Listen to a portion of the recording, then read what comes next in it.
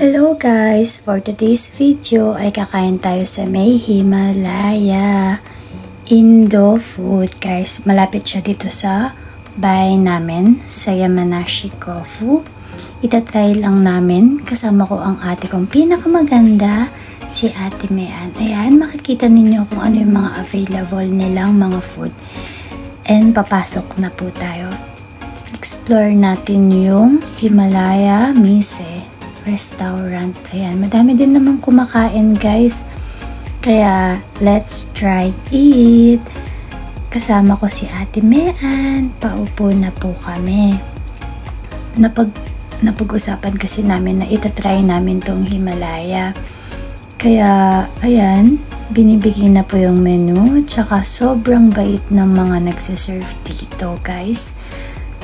And then, ayan yung drink menu nila. Meron silang osake, meron silang biru, meron din silang mga foreign beer, may highball, and then ayan yung menu nila, Himalaya dinner grand menu. Yan guys. Meron silang mga salad, meron din silang mga pika-pika, nuggets, and then meron silang mga onion rings, sausage.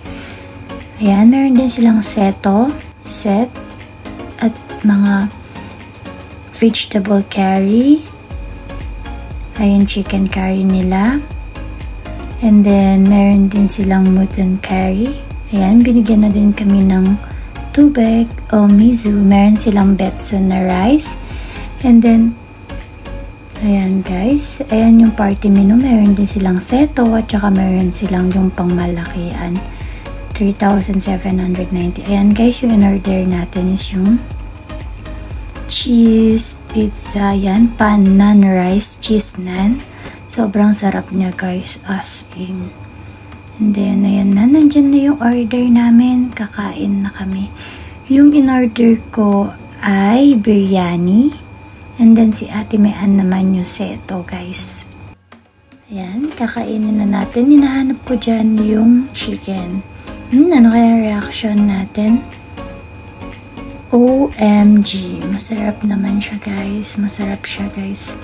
Sarap na sarap kami dalawa ni Ate Mean. Uy, lapang na lapang, guys.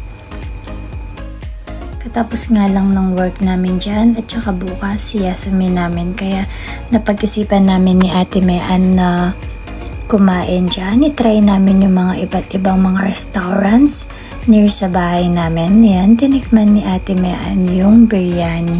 And then syempre hindi ako magpapahuli, titikman ko din yung sa kanya mamaya. O yan, tumingin tayo sa camera. Masarap naman siya guys. Masarap siya sobra. Sarap na sarap siya. Yung kay Ate Mean seto naman yung sa kanya guys. Kung nakikita ninyo, binigay niya yung chicken niya sa akin kasi sobrang dami. Yung seto is 1,500 kuray siya guys. Yan, kain lang po tayo. Kain lang ng kain kasi pagod na pagod tayo sa work. Deserve natin yan guys. Deserve natin kumain, deserve din natin magpahinga sa realidad ng katotohanan ng buhay. Hindi ko na siya masyadong na-videoan guys, hindi ko na masyadong napakita sa inyo yung menu kasi sobrang busy namin kumain at magkwentuhan ni Ate Mean. Ini-spend namin yung time namin for each other, diba?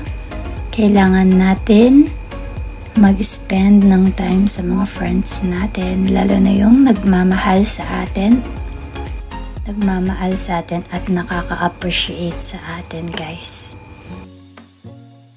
Sarap na sarap yarn. Tignan nyo naman yung mukha ko, sobrang chubby na ng cheeks ko guys. Inom muna tayo ng water. Hindi tayo nag-order ng alcohol kasi water muna tayo. Bawal tayong uminom ng alak. Yan yung pan na yan. Sobrang sarap niya. Pan nam. Ang sarap-sarap na talaga guys. I-try ninyo pag nakakain kayo sa Himalaya. Ayun lang guys. Sarap ng kain natin. At Yan, trinayin natin ulit yung cheese nam. Masarap siya pag mainit siya na mainit. Pero pag nawala na yung init niya, sakto na lang siya. Pero sobrang sarap naman niya, guys. Iba-iba kasi tayo ng taste, diba? Kailangan na natin i-enjoy yung pag-stay natin sa Japan kasi hindi natin alam, baka umuwi na tayo ng Pinas. Pero wala. Laban Japan pa rin tayo, guys. Magpo 4 years na kami dito sa Japan. Tapos na yung trainee visa namin. SSW na kami ngayon. Ang daming mga struggles na dumating pero kinaya namin. Laban lang. Ayan pala yung kinain namin. Yan yung biryani. And then ayan yung kay Ate Mayan. Ubus na bago ko mapakita. Don't forget to like, share, and subscribe. Bye bye. I love you all.